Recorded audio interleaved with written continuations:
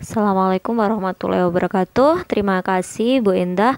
Pada kesempatan kali ini Bapak Ibu, dalam kesempatan ini nanti Bu Endah akan menyampaikan diseminasi terkait dengan pembelajaran berdiferensiasi dan pembelajaran yang nanti berbasis dengan sosial emosional. Bu Endah Wahyuni ini merupakan CGB Angkatan 7 dari Kabupaten Trenggalek, yang beliaunya adalah guru bimbingan dan konseling dari SMK Negeri 1 Trenggalek. Untuk mengawali kegiatan hari ini, marilah Bapak Ibu kita berdoa menurut agama dan kepercayaan kita masing-masing. Berdoa dimulai.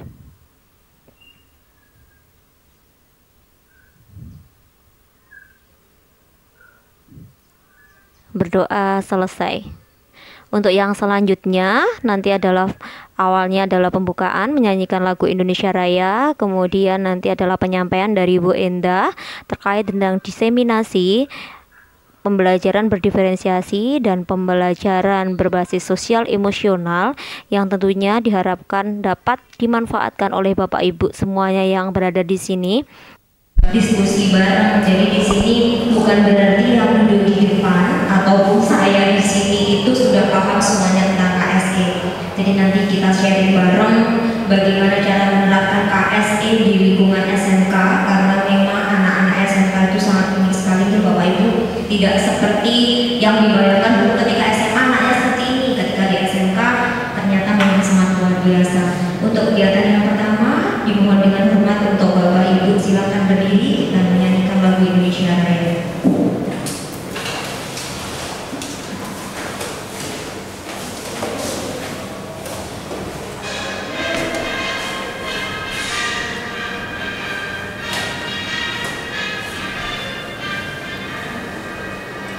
Indonesia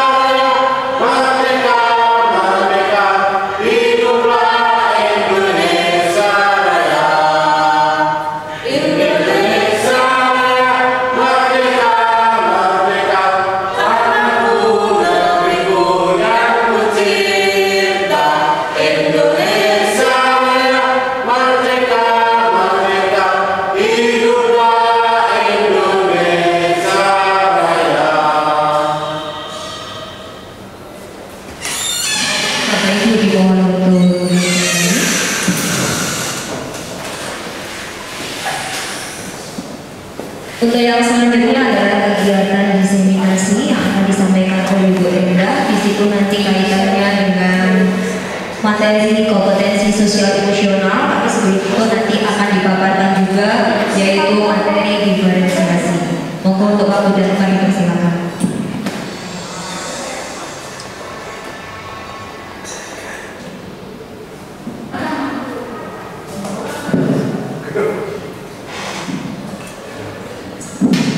Assalamualaikum warahmatullahi wabarakatuh. Waalaikumsalam warahmatullahi wabarakatuh. Alhamdulillahirobbilalamin. Wassalatu wassalamu ala asyrofil anbiya'i wal mursalin wa ala alihi washabihi ajmain, amma ba'du. Yang terhormat Ibu PP TK Aristawati, Kemudian yang kami hormati teman-teman semua, peserta diseminasi dari pembelajaran dari diferensiasi dan pembelajaran sosial emosional, yang mana pada hari ini kita komunitas dari bimbingan dan konseling.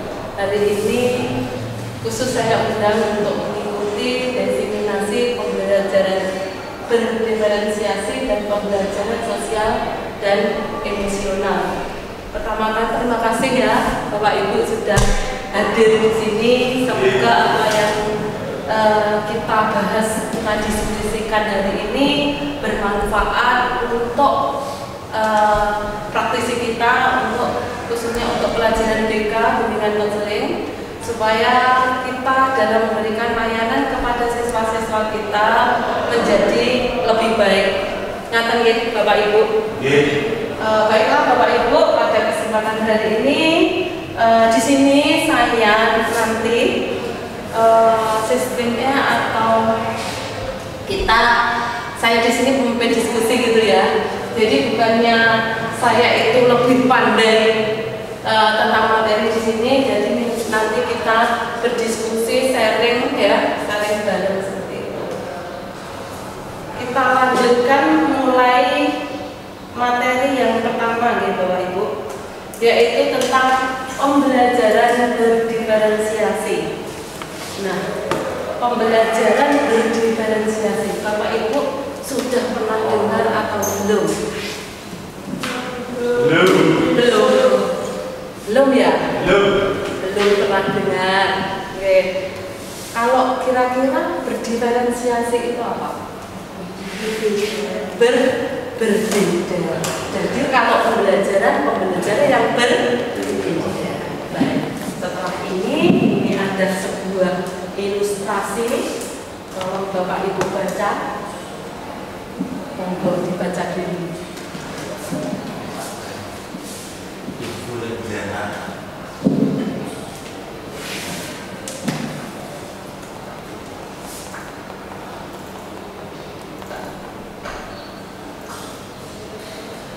Kelihatan?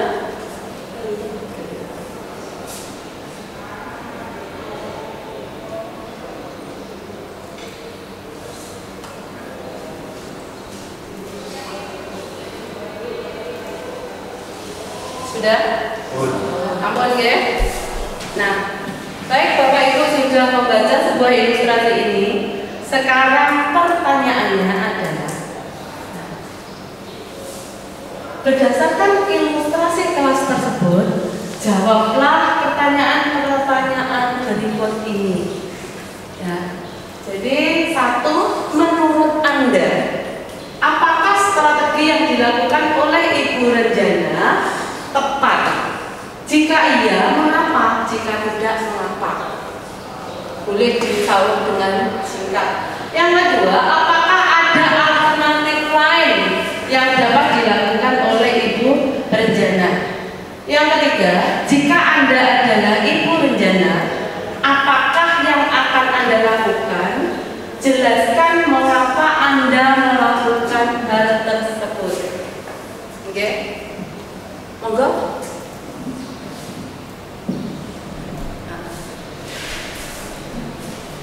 Baik, Bu Indah, saya ingin mencoba menjawab pertanyaan yang ada di layar ya. Jadi, menurut Anda, apakah strategi yang dilakukan Ibu Renjana tepat? Jika ya, mengapa? Jika tidak, mengapa? Kalau menurut saya, itu tidak tepat karena Ibu Renjana memberikan tugas tambahan kepada 3 peserta didik yang lebih selesai terlebih dahulu. Mengapa saya mengatakan tidak belum sesuai? Karena kalau menurut pembelajaran berdiferensiasi, tujuan dari Ibu Renjana memberikan tugas tambahan itu untuk tidak mengganggu teman yang lain. Ya, ada sebenarnya segar anak ini memiliki kemampuan yang lebih daripada teman-temannya. Selanjutnya yang kedua, apakah ada alternatif lain yang dapat dilakukan oleh Ibu Renjana? Kalau saya alternatif lain yang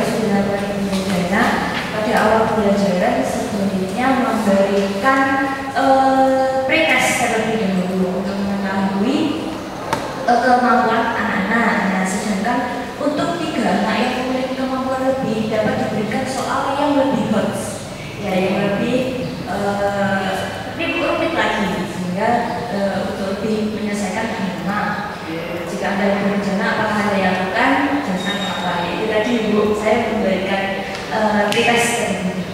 Oke, terima kasih Guru ya untuk jawabannya luar biasa. Ada yang lain yang bantu beda? Monggo, teman yang lain ada? Ya, Bu Pipi? Pas banget. Betul, pas ya. Pas. Baik, sekarang kita jawab bersama-sama gitu ya. Menurut Anda, apakah strategi yang dilakukan oleh Bunda Jana tepat?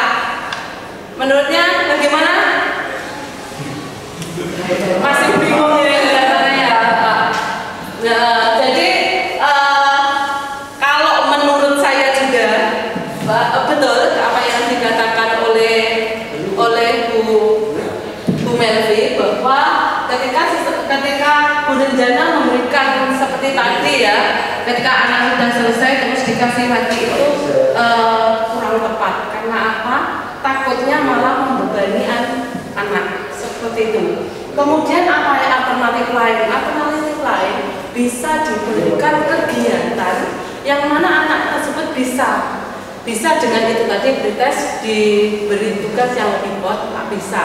Terus bisa diberi kegiatan yang mana anak tersebut bisa sibuk melakukannya. Apa anak diberi, oke, kamu sudah selesai dulu, silakan kamu mengamati video ini, kamu lihat video ini, kamu baca cerita ini, kalau sudah nanti bisa diceritakan kepada teman-temannya atau bagaimana, itu lebih bagus daripada memberikan tambahan soal yang mana kita tidak tahu apakah itu nanti malah membebani murid kita.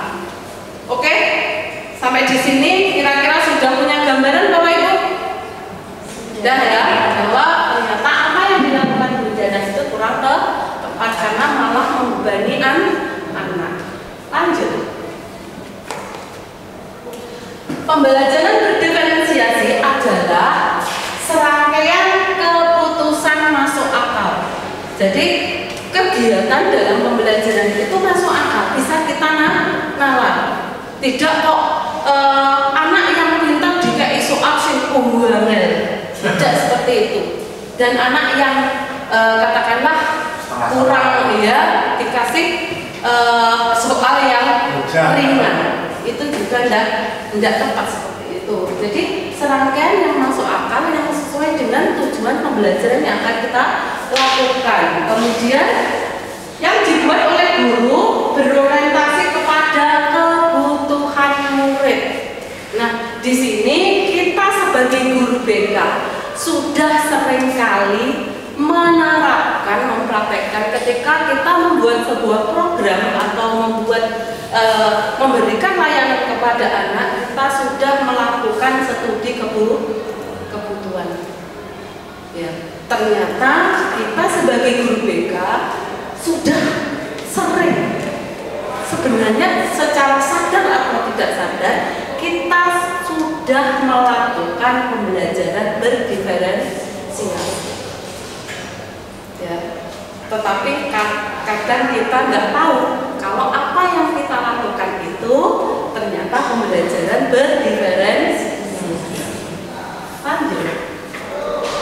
Nah, keputusan-keputusan yang dibuat tersebut adalah terkait dengan pembelajaran berdiferensiasi. Itu yang pertama, mempunyai tujuan pembelajaran didefinisikan secara jelas. Dia mempunyai kurikulum yang jelas, capaian pembelajaran yang jelas, mempunyai tujuan pembelajaran, indikator dan asesmen. Jadi pembelajaran berdiferensiasi itu semuanya sudah jelas. Selanjutnya, yang kedua, ini yang tidak kalah pentingnya, merespon kebutuhan murid. Selama ini banyak sekali guru-guru memberikan materi tanpa kita tahu dulu kebutuhan murid kita itu seperti apa. Kira-kira kalau kita memberikan materi tetapi tidak dibutuhkan murid, itu kira-kira materi kita berlalu begitu saja atau mancep di otaknya anak-anak? Berlalu begitu saja. Tapi saya acungi jempol untuk guru-guru BK sudah melakukan studi kebutuhan siswa. Ya, dari kita melakukan angket ya, angket studi kebutuhan, terus kita analisis, dari situ kita buat sebuah program itu sudah luar biasa Bapak Ibu, saya acungi jempol ya. Nah, jadi perlu sekali. Jadi guru mata pelajaran juga perlu mengadakan kebutuhan siswa. Jadi keberadaan BK di sini sangat penting karena kita bisa memberikan informasi kepada mereka sehingga mereka ketika membuat sebuah rencana pembelajaran itu sesuai dengan kebutuhan siswa-siswa kita. Jadi Bapak Ibu ketika nanti dihubungi guru mata pelajaran meminta kebutuhan murid diberi ya. Oke, sip ya. Jadi kita berkolaborasi yang cantik. Terus kebutuhan belajar murid itu apa sih? Itu ada 3, yaitu kesiapan, kemudian minat. Nah, kesiapan siswa, minat, kemudian profil belajar. Profil belajar ini bisa gaya belajar, bisa kecerdasan ya. Nah, jadi saya kira untuk tes psikologi itu penting sekali ya.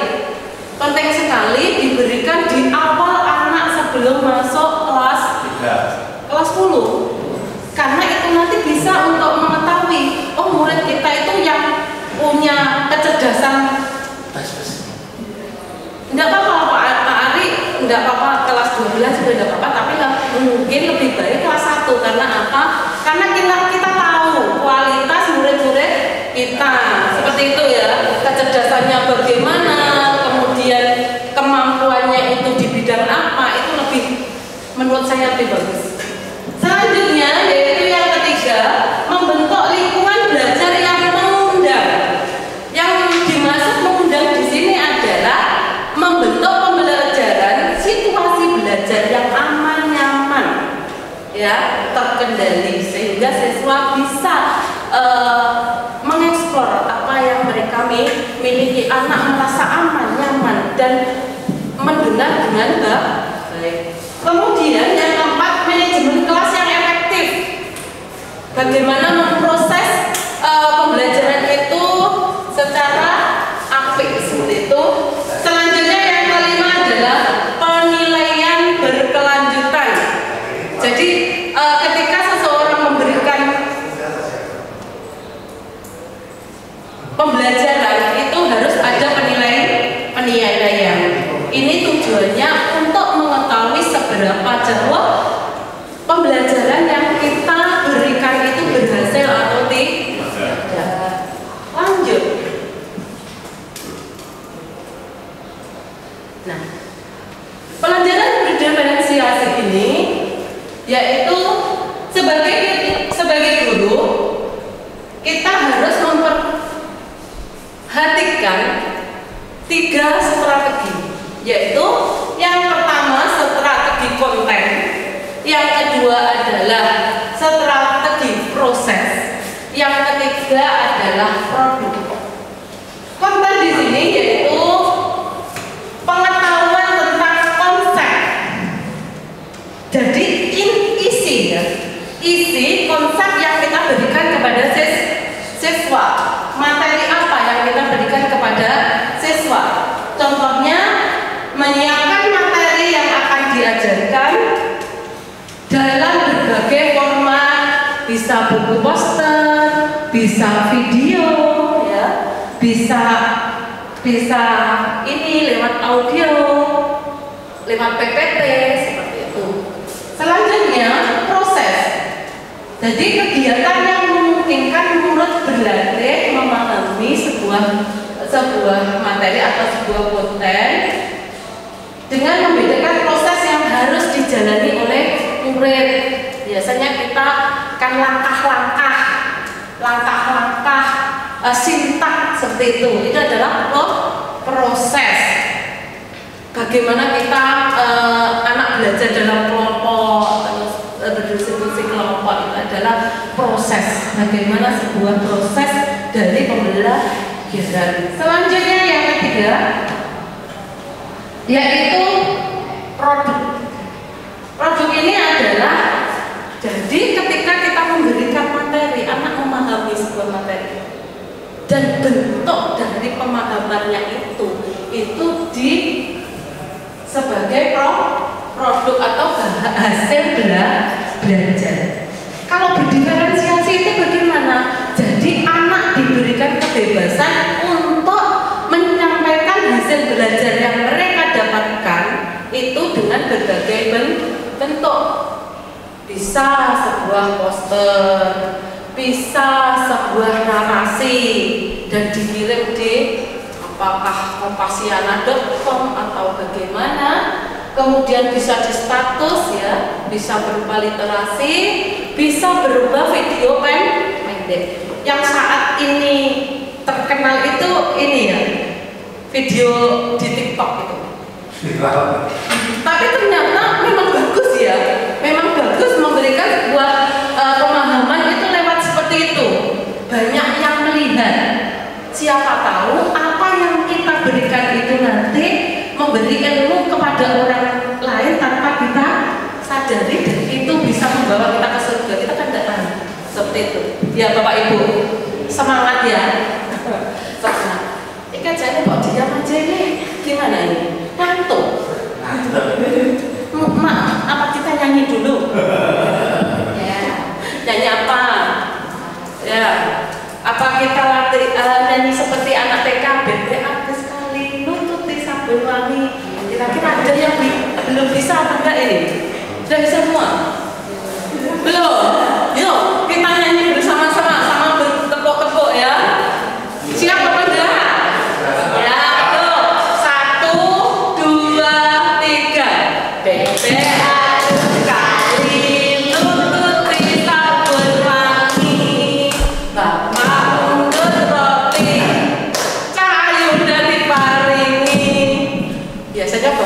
mungkin kalau keliling putra putri ini ngerti ya, tapi tidak apa-apa, sekali-kali kita nyanyi di sini biar nggak ngantuk. Gimana sekarang sudah nggak ngantuk?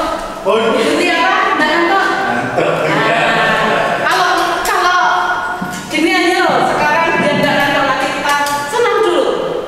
Ya, diregangkan. Nah, ya ke samping. Ini biar keju-kejunya hilang. Ya ke depan. Atau ke atas ya. Kolesterolnya biar hilang, biar enggak ngantuk. Ke depan. Dah enggak ngantuk, kelihatan sudah fresh ya. Alhamdulillah. Lanjut. Nah, jadi bervariasi di sini tadi bisa melalui video pendek, narasi. Tetapi biasanya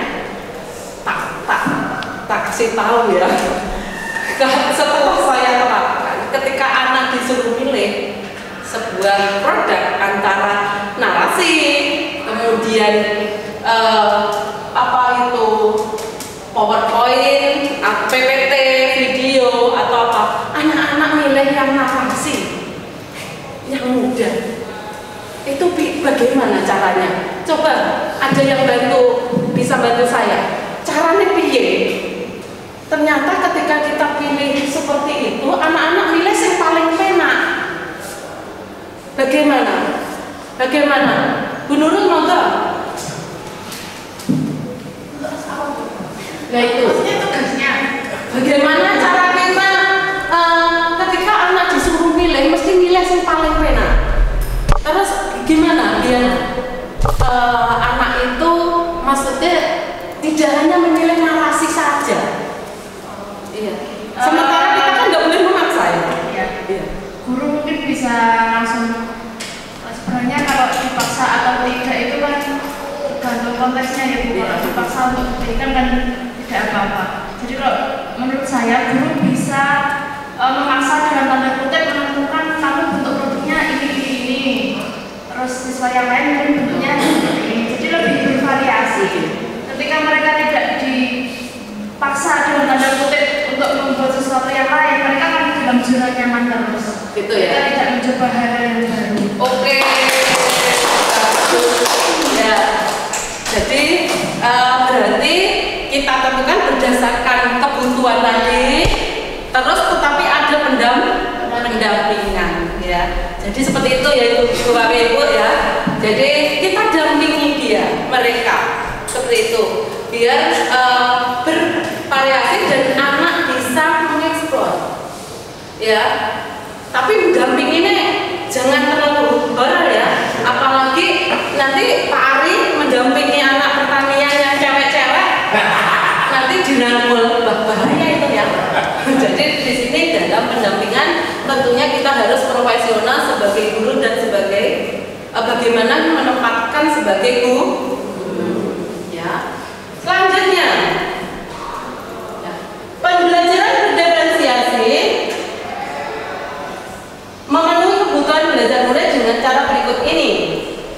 Guru bisa memetakan kebutuhan belajar murid berdasarkan 3 aspek: kesiapan belajar, tadi sudah saya sentil di depan ya, kemudian minat murid, profil belajar murid.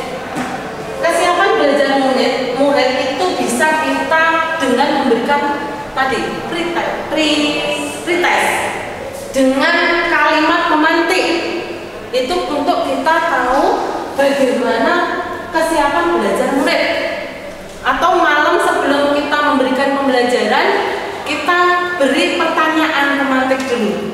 Jadi dengan seperti itu kita mengetahui sejauh mana kepahaman murid kita terhadap apa yang akan kita sampaikan. Selanjutnya minat murid. Nah, minat murid ini guru memfasilitasi murid untuk memilih belajar sesuai dengan minatnya. Karena kalau murid belajar sesuai dengan minatnya itu akan lebih mudah diterima oleh murid karena sesuai dengan minat. Contohnya kita, kalau kita itu belajar tapi senang ambil itu ya, ambil hal itu, pasti kita akan cepat nyantol. Betul Pak Arina, cepat nyantol. Dan minat murid kita itu pasti berbeda. Namanya anak itu individualistik atau memiliki karakteristik yang berbeda-beda, unik antara satu orang dan satu orang yang lain beda. Itu kita perlu tahu dan kita kembangkan. Selanjutnya profil belajar murid.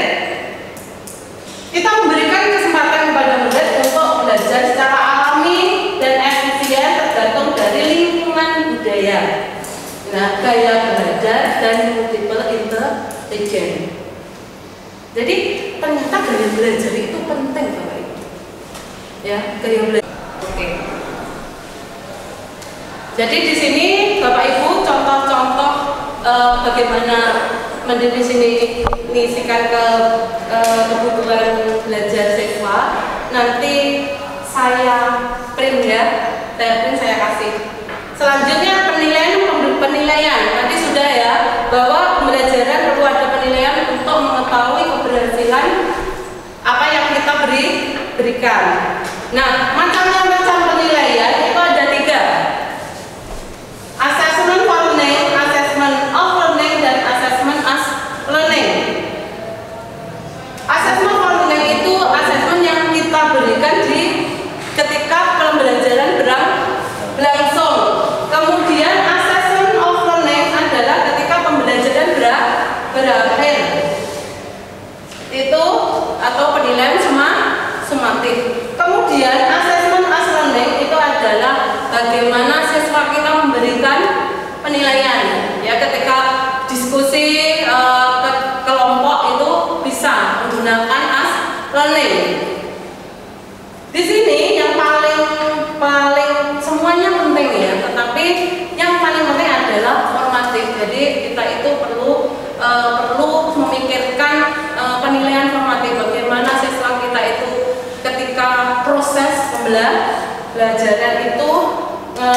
itu penting sekali ya. Contohnya dengan menggunakan pemantik, kalimat pemantik, kemudian kita observasi, itu masuk dalam penilaian for learning. Selanjutnya yaitu pembelajaran yang kedua. Tadi pembelajaran berdiferensiasi, sekarang pembelajaran sosial dan emosional.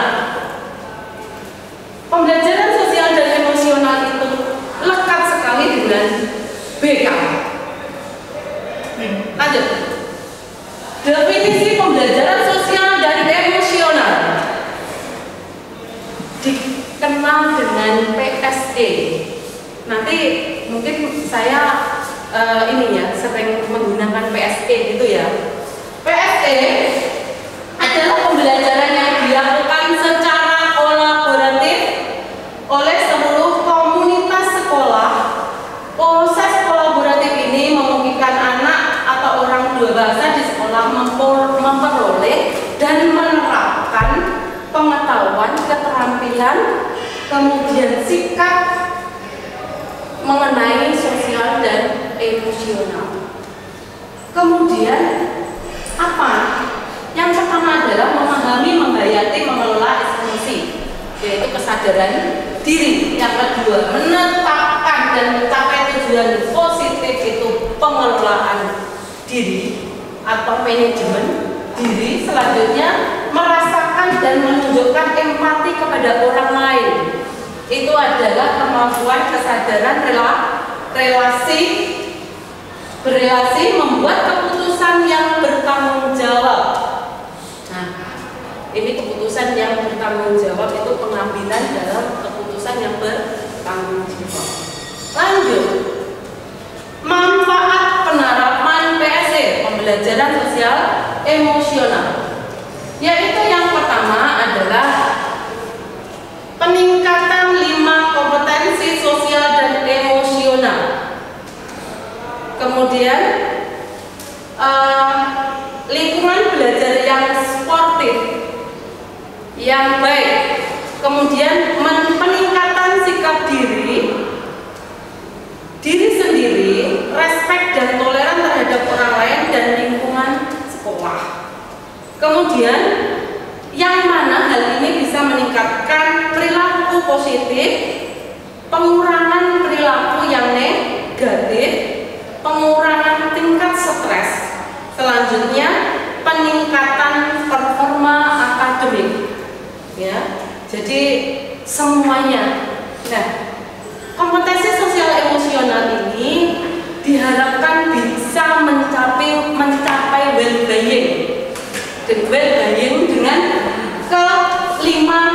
tadi 5 KSE, kompetensi sosial emosional. Dan tentunya kelima kompetensi sosial emosional harus kita lakukan dengan kesadaran penuh. Lanjut, apa itu well-being? Well-being adalah bisa dikatakan dengan merdeka psikologis. Dengan secara rinci, well-being adalah sebuah kondisi individu yang memiliki sikap yang positif terhadap diri sendiri dan orang lain, dapat membuat keputusan dan mengatur tingkah lakunya sendiri, dapat memenuhi kebutuhan dirinya, dan menciptakan mengelola lingkungan dengan baik, memiliki tujuan hidup, dan membuat hidup mereka lebih bermakna, serta berusaha untuk mengeksplorasi diri. Jadi singkatnya yaitu merdeka psikologis. Lanjut. Nah, 5 KSE, pembelajaran PSE itu kompetensinya adalah 5 KSE. Yang pertama adalah kesadaran diri. Yang kedua adalah manajemen diri. Yang ketiga adalah kesadaran sosial. Yang keempat adalah keterampilan berelasi. Yang kelima, pengambilan keputusan yang bertanggung jawab. Nah, kita bahas satu sekarang, kesadaran diri. Kesadaran diri adalah kemampuan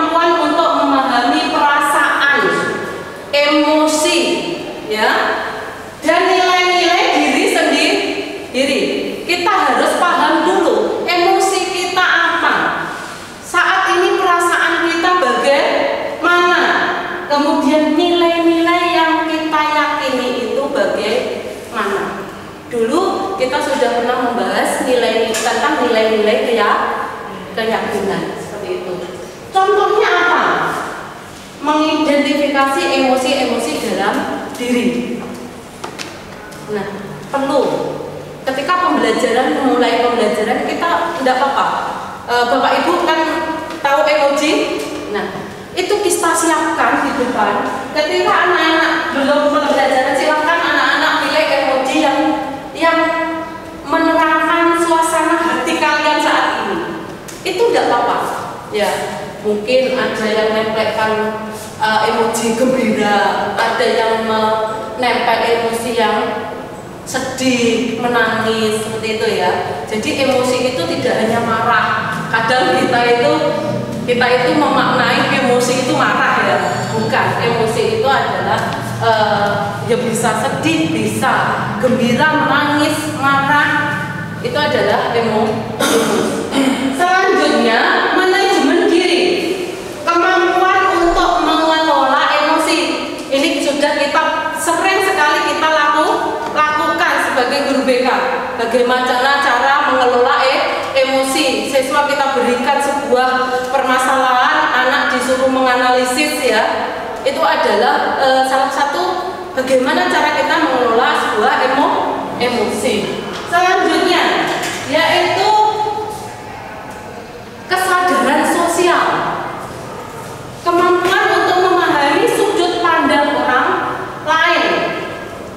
Ya, memunculkan empati di sini. Jadi kita berusaha untuk memahami orang lain, karena kita hidup di dunia itu tidak sendiri, kita butuh orang lain. Jadi butuh pemahaman terhadap orang lain. Kita harus punya kesadaran sosial. Contohnya mempertimbangkan pandangan atau pikiran orang lain, mengakui kemampuan atau kekurangan orang lain, mengakui kekuatan orang lain, ya, menghargai bahwa orang lain itu tidak pasti lebih pandai dari kita atau lebih bodoh dari kita. Oke, lanjut. Yaitu yang keempat, keterampilan berrelasi. Kemampuan untuk membangun dan mempertahankan hubungan yang sehat dan sportif. Jadi kita bagaimana membangun hubungan yang baik, sportif dengan orang lain, tidak menyinggung, ya.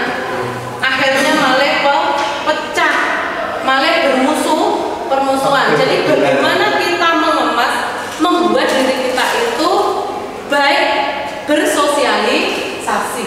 Selanjutnya yaitu caranya apa? Berkomunikasi dengan efektif. Sak durunge ngomong dipikir sik, ora syukur ngomong.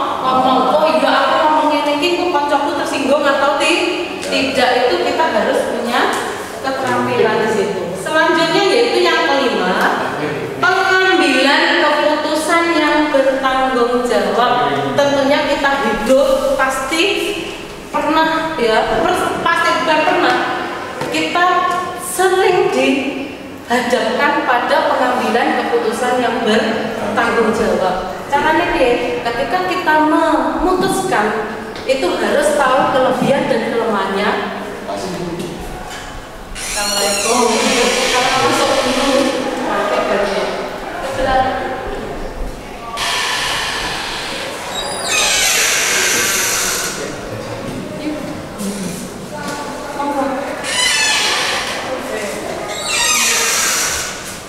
Oke, selanjutnya Bapak Ibu, ada pertanyaan dari kelima KRT ini.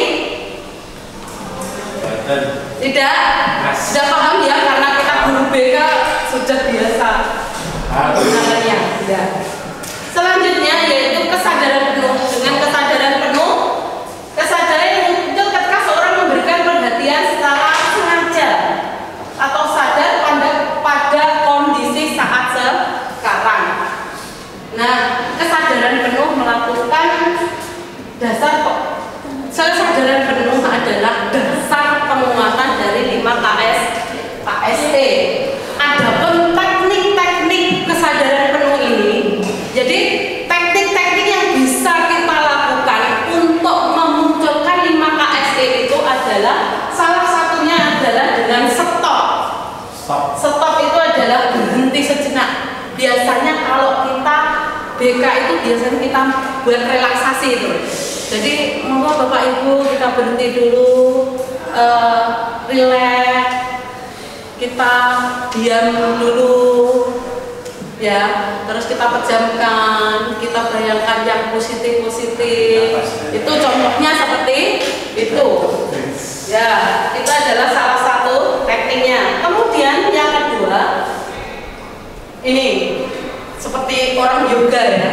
Oh ya, orang yoga seperti itu. Kita perlu untuk diam sejenak, kita membuat refleksi di diri.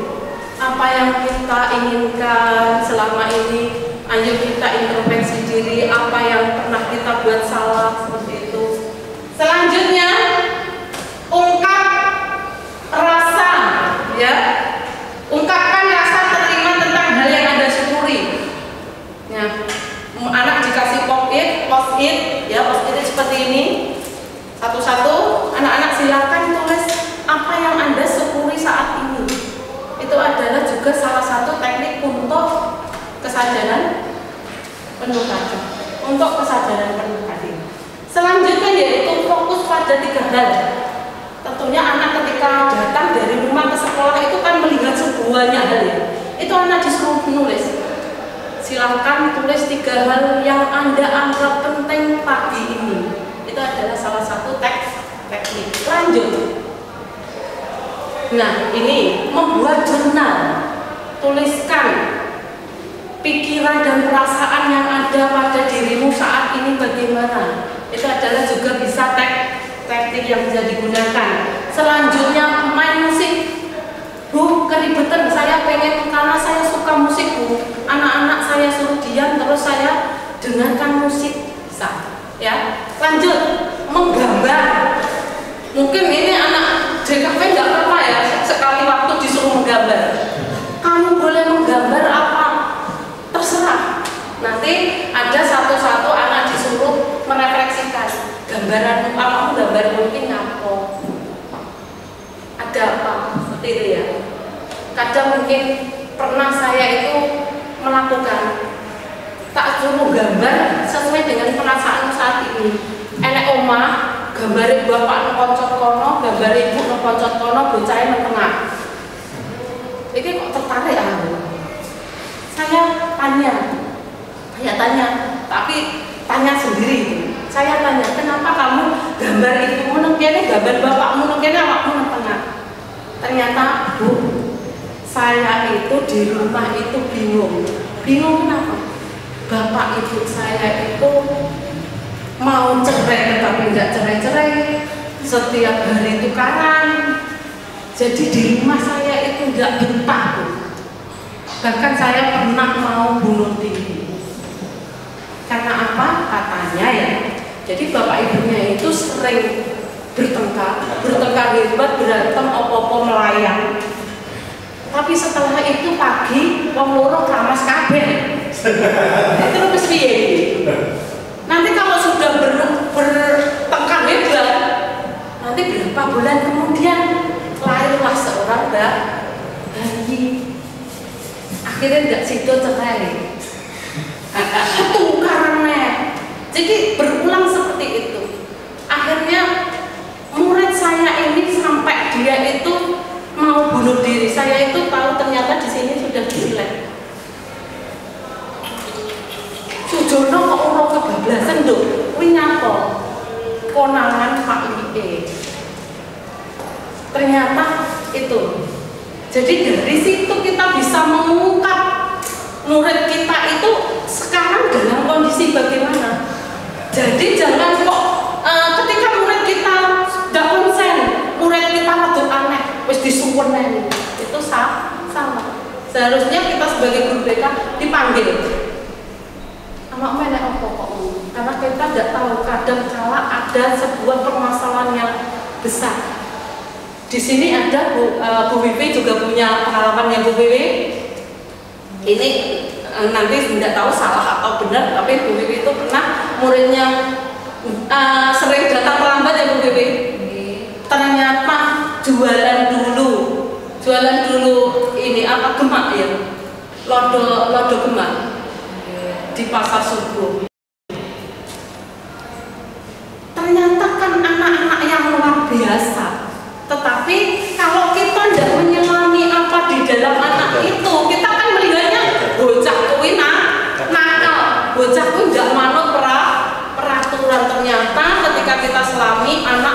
biasa.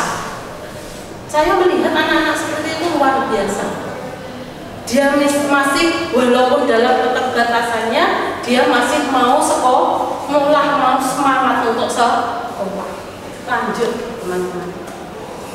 Nah, ini nanti RPP pembelajaran sosial emosional bisa dilihat. Selanjutnya implementasi KSE itu adalah pengajaran eksplisit, integrasi dalam praktek mengajar guru dan kurikulum akademik.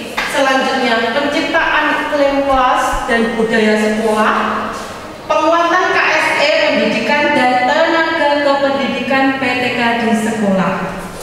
Apakah itu? Lanjut. Pengajaran eksplisit adalah dilaksanakan dalam bentuk kegiatan ekstrakurikuler atau kokurikuler atau kegiatan di sekolah. Nah, ini contoh RPP-nya adalah sebagai berikut. Contohnya nanti saya print gitu aja ya. Selanjutnya integrasi dalam praktek mengajar guru dan kurikulum. Nah, ini jadi masuk dalam pembelajaran, ya, masuk dalam pembelajaran, yaitu bisa dengan menggunakan pembukaan hangat.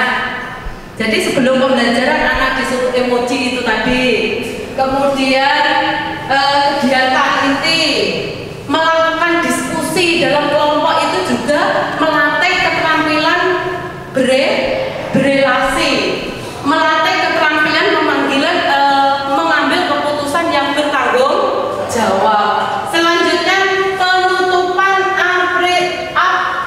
optimistik, yaitu dengan refleksi, apresiasi atau cara positif lainnya. Jadi perlu ya, setelah kita memberikan pembelajaran, murid diajak untuk merefleksi. Guru juga seperti itu. Dengan bagaimana kalau guru kita refleksi dengan teman sejawat. Sesekali waktu tidak apa-apa, teman sejawat kita ajak ke pembelajaran kita. Dari situ kita nanti bisa berdiskusi apa yang kurang dari pembelajaran saya, apa yang perlu ditambahkan dan apa yang perlu dikurangi. Itu kan penting.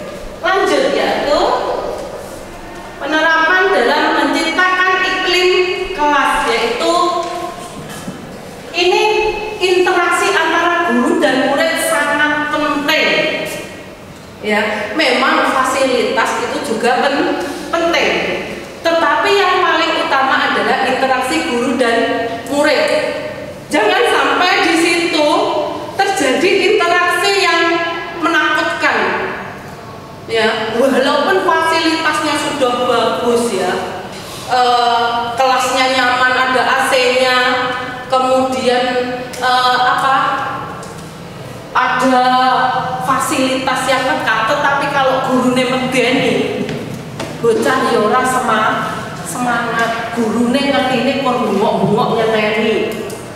Nah, itu bocah juga enggak semangat. Jadi kualitas relasi antara guru dan murid itu sangat penting. Sebagai guru, mari teman-teman kita jangan horor.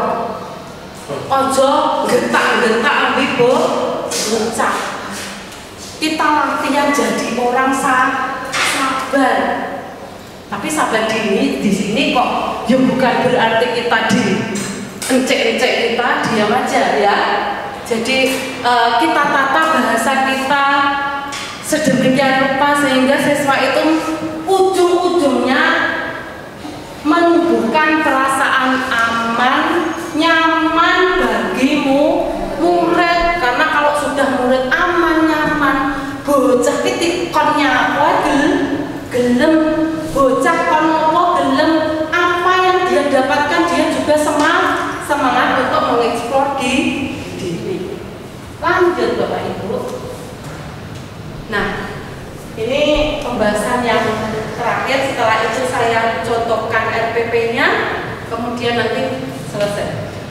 Penguatan kompetensi sosial dan emosional PTK itu ada 3: menjadi teladan, belajar belajar dan berkolaborasi.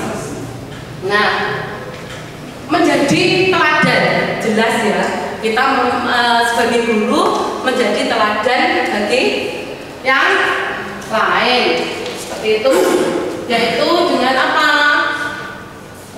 Kita menerapkan kompetensi KSE, terus menciptakan budaya yang mengapresiasi, kemudian kita menunjukkan kedisiplinan di diri, ya, datang tepat waktu, kemudian memakai pakaian sesuai dengan yang diaturkan, penerapan salam sapa, sopan santun, kemudian 5R kalau di bengkel ya, seperti itu. Kemudian belajar ini adalah berbagi pengalaman praktik baik. Contohnya ya seperti ini, kita melakukan diseminasi, kita melakukan IHT, kita diklat, itu adalah belajar. Selanjutnya berkolaborasi. Tentunya kita sebagai orang butuh orang lain. Bagaimana berkolaborasi dengan baik sehingga terciptalah sebuah lingkungan pembelajaran atau budaya pembelajaran yang yang baik. Nah, materinya selesai. Terima kasih.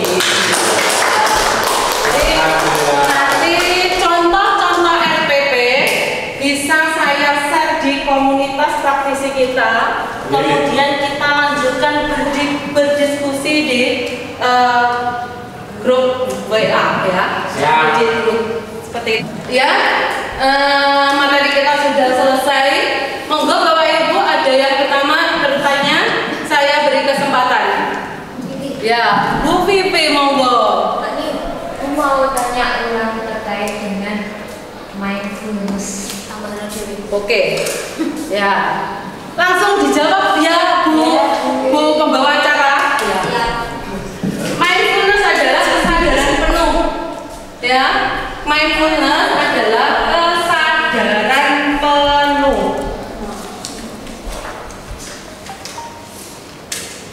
Nah, kesadaran penuh itu adalah memberikan perhatian kepada orang dengan penuh. Contohnya tadi ya, pemberian dengan stok. Kemudian yang kedua membuat tadi jurnal. Tekniknya banyak sekali ya. Kemudian membuat tadi perasaan, itu menulis perasaan saat ini, disuruh menggambar, mendengarkan musik, itu adalah teknik-teknik memunculkan kesadaran penuh. Sudah, terima kasih Bu Wiwi. Yang lain juga? Oke, yang lain? Jadi 3 pertanyaan. Monggo Bu, ke depan. Ini enggak nyampe ini. Oh, oke.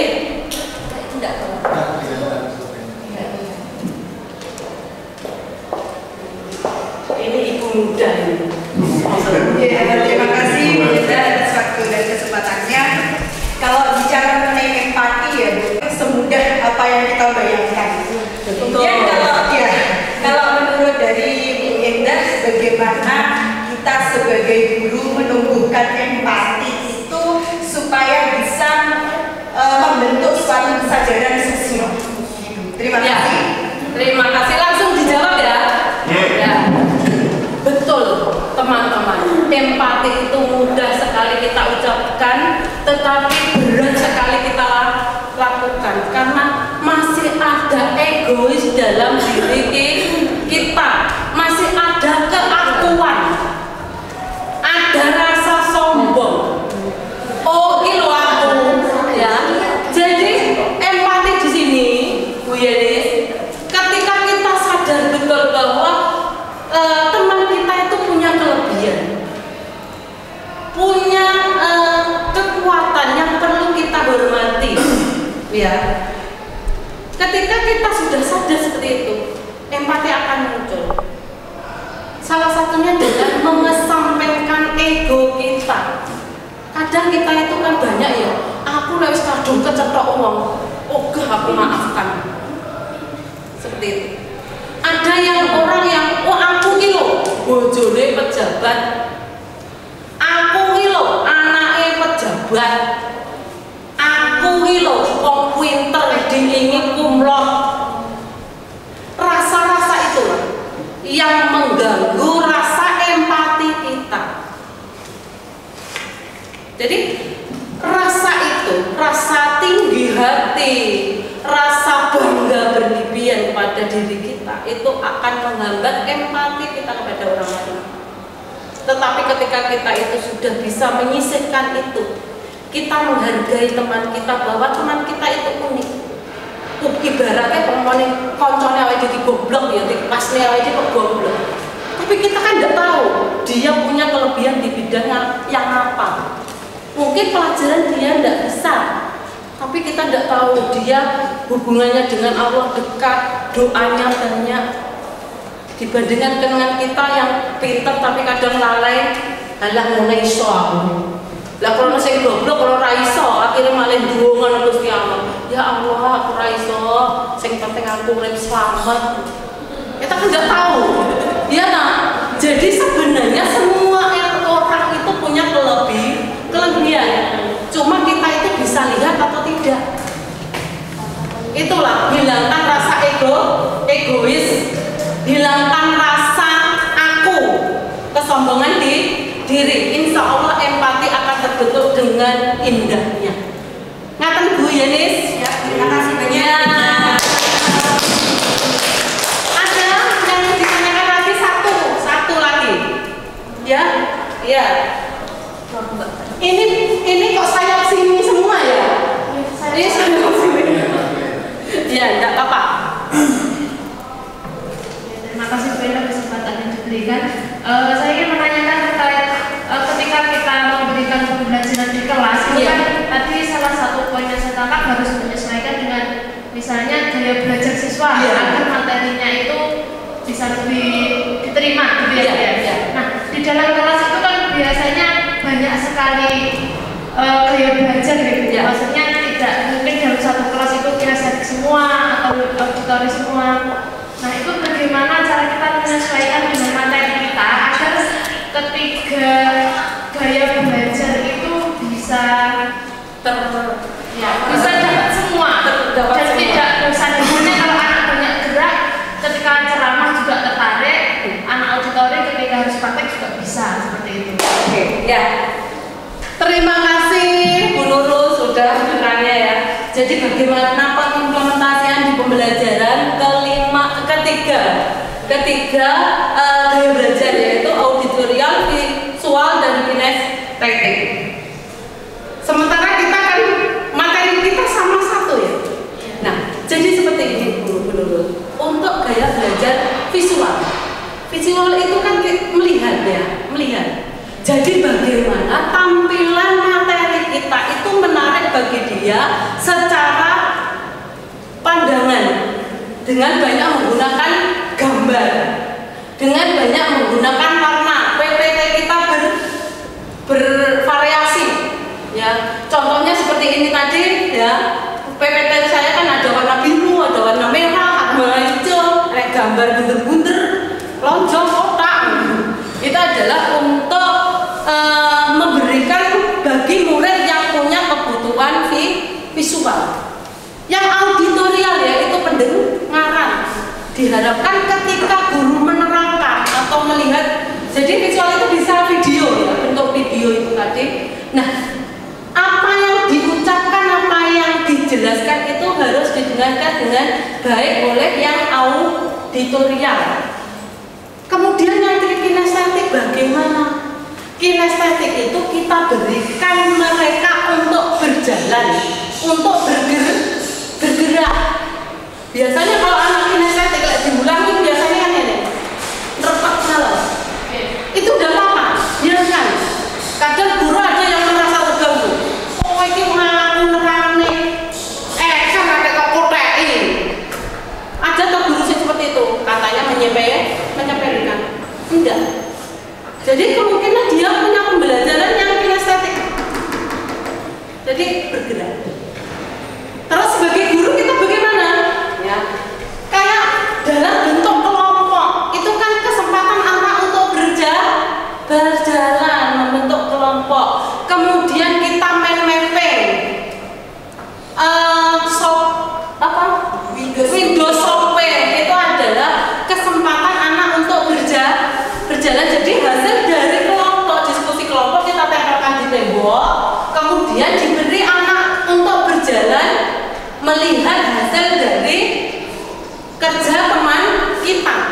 itu adalah pengimplementasian dari kinestetik. Ngeten Bu. Terus pundi? Sudah. Baik Bapak Ibu, saya kira sudah ya. Nanti kalau ada pertanyaan lagi kita bahas di ruang BK ya. Oleh karena itu sekarang silakan Bapak Ibu tuliskan di post-it itu refleksi diri. Ya. Sebelum menuliskan Bapak Ibu, nanti ada PR ya. Ada PR. PR-nya yaitu membuat refleksi diri seperti ini. Nah, ya nanti saya kasih lembarannya diisi, kemudian kita bahas di pertemuan berikutnya. Oke? Jadi Bapak Ibu membuat kegiatan yang mencerminkan yang bisa mengimplementasikan 5 KSE apa? Kompetensi sosial emosional yang tadi terdiri dari kesadaran diri, kemudian kesadaran sosial, manajemen diri, keterampilan berrelasi, dan pengambilan keputusan yang bertanggung jawab. Monggo silakan refleksinya, lembar refleksi ditulis, kemudian kalau sudah ditempel di papan tulis.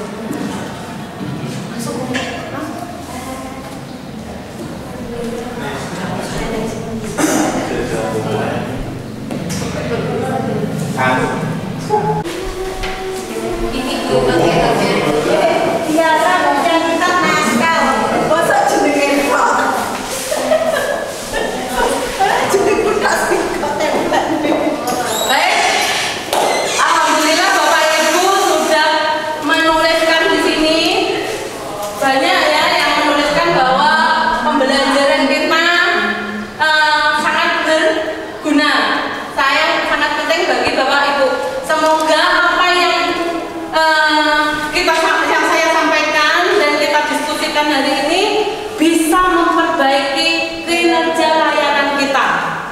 Oke Bapak Ibu, marilah kita mulai dari diri kita untuk belajar lebih bagus lagi, lebih baik lagi supaya murid kita juga akan mendapatkan hasil yang baik dan luar biasa. Baik Bapak Ibu, terima kasih atas perhatiannya. Ada kurang lebihnya, saya pribadi mohon maaf yang sebesar-besarnya. Kalau ada kelebihannya itu semata-mata datangnya dari Allah Subhanahu wa Ta'ala. Baiklah, terima kasih. Saya akhiri. Wabillahi taufiq wal hidayah. Wassalamualaikum warahmatullahi wabarakatuh.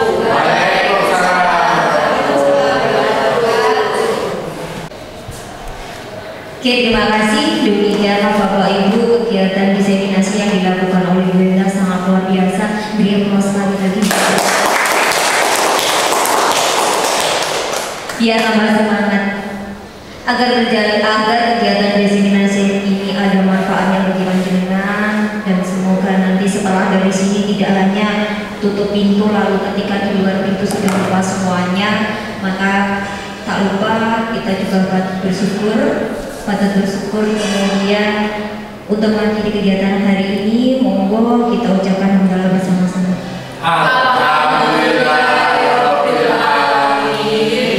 Mohon maaf saya sebagai pembicara tentunya banyak kesalahan dan masih proses belajar juga. Saya akhiri. Wassalamualaikum warahmatullahi wabarakatuh. Waalaikumsalam.